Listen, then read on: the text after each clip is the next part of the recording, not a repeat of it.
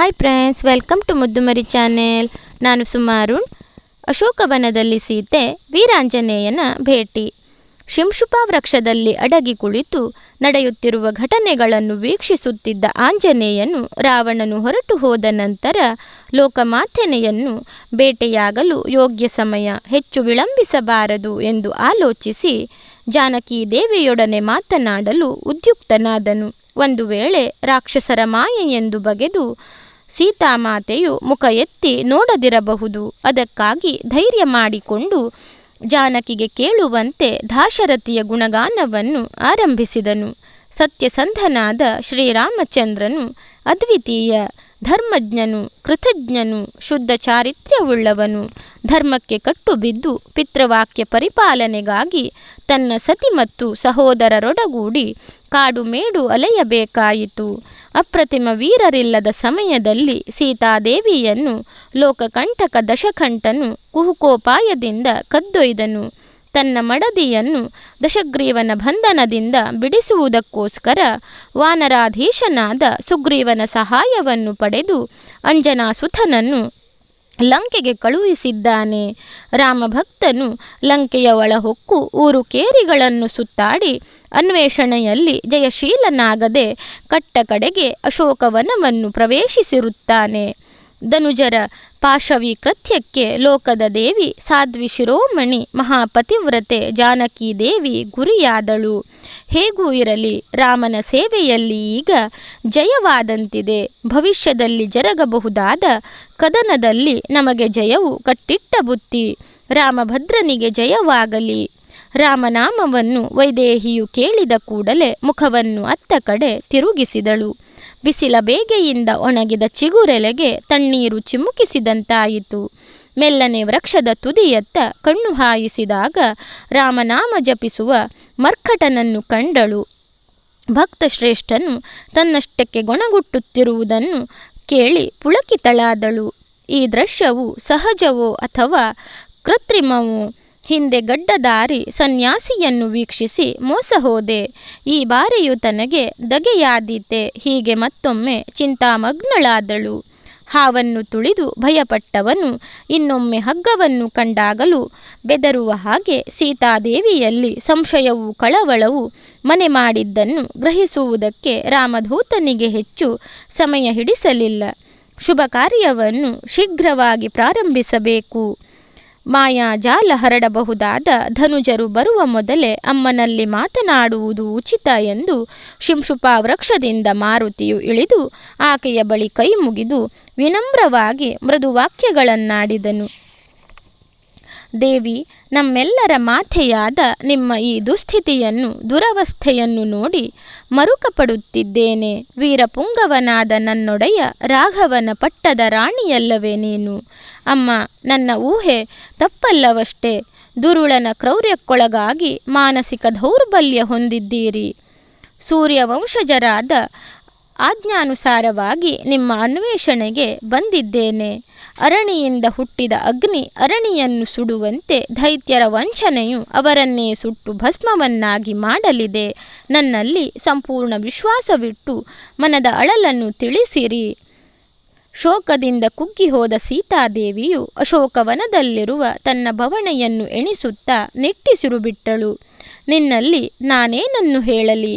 ನನ್ನ ಪಾಲಿಗೆ ನೀನು ತೀರಾ ಅಪರಿಚಿತನಾದರೂ ನಿನ್ನಲ್ಲಿ ಪ್ರಾಮಾಣಿಕತೆ ಇರುವಂತೆ ಭಾಸವಾಗುತ್ತಿದೆ.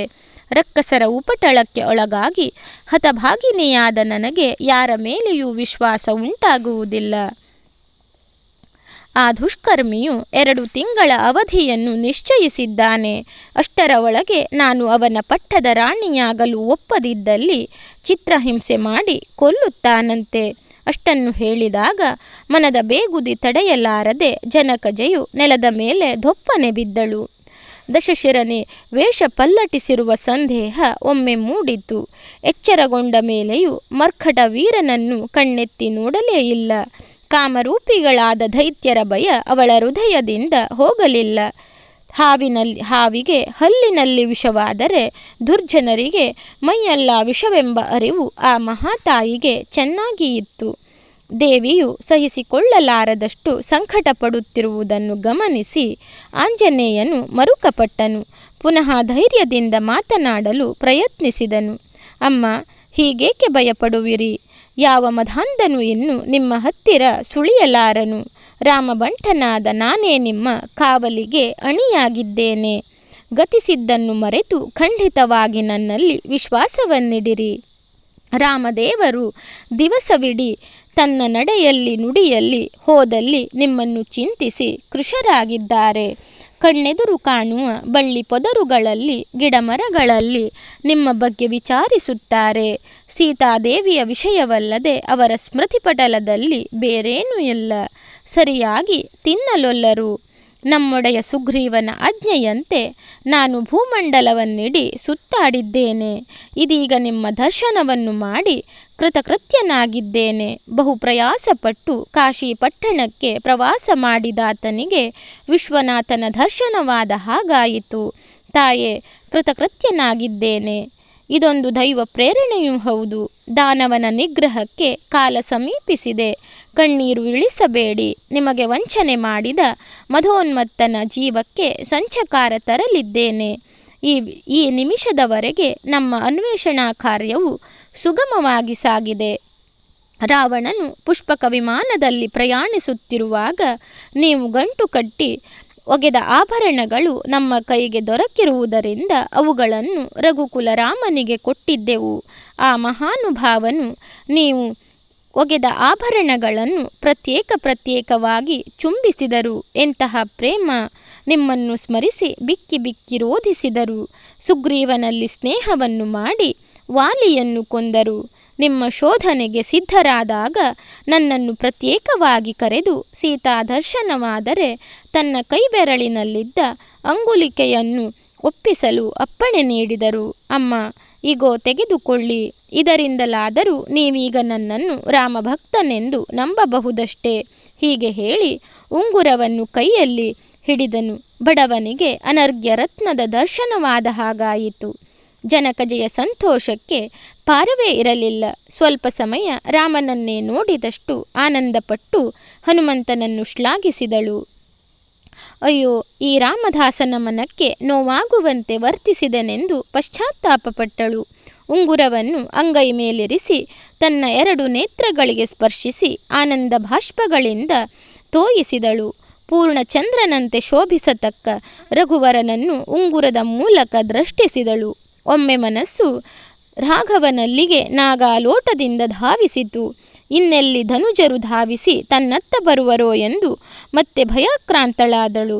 ಆಂಜನೇಯ 2 ಮಾಸಗಳ ಅವಧಿಯೊಳಗೆ ರಾಮನ ದಂಡು ಆಗಮಿಸಿ ದಾನವರನ್ನು ವಧೆಯನ್ನು ಮಾಡದಿದ್ದಲ್ಲಿ ನನ್ನ ಜೀವ ಉಳಿಯಲಿಕ್ಕಿಲ್ಲ. ಈ ವಿಷಯವನ್ನು ರಾಮನಿಗೆ ಅರುಹಬೇಕು. 14,000 ಸೈನ್ಯ ಸಮೇತ ಮುತ್ತಿಗೆ ಹಾಕಿದ ಕರದೂಷಣರನ್ನು ಸಂಹರಿಸಿದ ಲೋಕೈಕ ವೀರ ನನ್ನ ಪತಿಗೆ ದುರುಳ ರಾವಣನನ್ನು ಕೊಲ್ಲುವುದು ಲೀಲಾಜಾಲವಾದ ಆಟವಷ್ಟೇ. ರಾಮನ ಕೋಪಾಗ್ನಿಯೊಳಗೆ ಪಾದಕಿಯು ಅಗ್ನಿಗೆ ಬೀಳುವ ಪತಂಗಗಳಂತೆ ಶೀಘ್ರವಾಗಿ ಸುಡುವಂತಾಗಲಿ. ಲೋಕದ ಶಾಂತಿಗೆ ಶ್ರೀರಾಮನ ಶೀಘ್ರ ಕಾಯಕದ ಅಗತ್ಯವಿದೆ. ಈ ವಚನಗಳನ್ನು ಕೇಳಿದ ವಾಯುನಂದನನು, ಅಮ್ಮ, ತಾಯಿಯ ಸೇವೆಗೆ ಮಗನು ಸದಾ ಸಿದ್ಧನಾಗಿರಬೇಕಷ್ಟೇ. ರಾವಣನು ಆದೇಶಿಸಿದ 2 ತಿಂಗಳು ಕಾಯುವ ಅವಶ್ಯವಿಲ್ಲ. ನಿಮ್ಮ ಕಂದನಂತೆ ಭಾವಿಸಿ ನನ್ನ ಹೆಗಲೇರಿಕೊಳ್ಳಿರಿ. ವಿಶಾಲವಾದ ಭೋರ್ಗರೆಯುವ ಸಮುದ್ರವನ್ನು ರಾಮದೇವರ ಅನುಗ್ರಹದಿಂದ ದಾಟಿ ಶ್ರೀರಾಮನ ಪದತಲದಲ್ಲಿ ಒಪ್ಪಿಸುತ್ತೇನೆ. ನದಿಯು ಸಾಗರವನ್ನು ಸಂಗಮಿಸುವುದು ಸ್ವಾಭಾವಿಕವಷ್ಟೇ. ವಿಳಂಬಿಸಬೇಡಿ. ದುರುಳರಿಂದ ಒದಗಿದರೆ ಅವರ ನಾಶವನ್ನು ಆ ಕ್ಷಣದಲ್ಲಿಯೇ ಹರ್ಷದಿಂದ ಮಾಡುತ್ತೇನೆ ಎಂದು ಹೇಳಿ ತನ್ನ ಬೃಹದಾಕಾರವನ್ನು ತೋರಿಸಿದನು. ಹನುಮನ ದೃಢತೆಯಿಂದ ಸಮಾಧಾನಗೊಂಡ ಸೀತೆ, ಹನುಮಂತ, ನೀನು ಉಸುರುವ ವಾಕ್ಯಗಳು ನನ್ನ ದುಃಖವನ್ನು ಕಡಿಮೆಗೊಳಿಸಿದೆ. ಆದರೆ ಅಸದೃಶ ವೀರ ರಘುರಾಮನಿಂದಲೇ ನನ್ನ ಬಿಡುಗಡೆಯಾಗಬೇಕಿದೆ.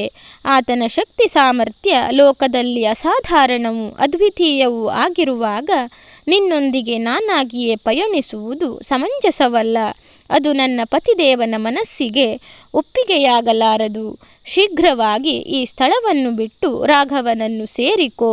ನನಗೆ ಪರಿಚಯ ದೃಢಗೊಳಿಸುವುದಕ್ಕಾಗಿ ನನ್ನ ಒಡೆಯ ಉಂಗುರವನ್ನು ಕಳುಹಿಸಿಕೊಟ್ಟಂತೆಯೇ ನಿನ್ನ ಸಂದರ್ಶನದ ಸಂಕೇತವಾಗಿ ಚೂಡಾಮಣಿಯನ್ನು ಕೊಡುತ್ತಿದ್ದೇನೆ. ಇಂದ್ರಸುತನಾದ ಜಯಂತನು ಒಮ್ಮೆ ನಾವು ಚಿತ್ರಕೂಟದಲ್ಲಿ ವಿಹರಿಸುತ್ತಿರುವಾಗ ಕಾಗೆಯ ರೂಪದಲ್ಲಿ ಬಂದು ನನ್ನ ಕಾಲನ್ನು ಕುಕ್ಕಿ ರಕ್ತ ಬರಿಸಿದ್ದಕ್ಕಾಗಿ ಶ್ರೀರಾಮನು ದರ್ಭೆಯನ್ನು ಮಂತ್ರಿಸಿ ಬ್ರಹ್ಮಾಸ್ತ್ರವನ್ನು ಪ್ರಯೋಗಿಸಿದನು. ಆ ಗೋಪ್ಯ ಘಟನೆಯನ್ನು ಅವನಲ್ಲಿ ಸೂಚ್ಯವಾಗಿ ತಿಳಿಸಿದಾಗ ನಾನಲ್ಲದೆ ಮತ್ತಾರು ಈ ಕಥೆಯನ್ನು ಹೇಳಲಾರರು ಎಂಬುದು ಆ ಮಹಾನುಭಾವನಿಗೆ ಅರ್ಥವಾಗುತ್ತದೆ.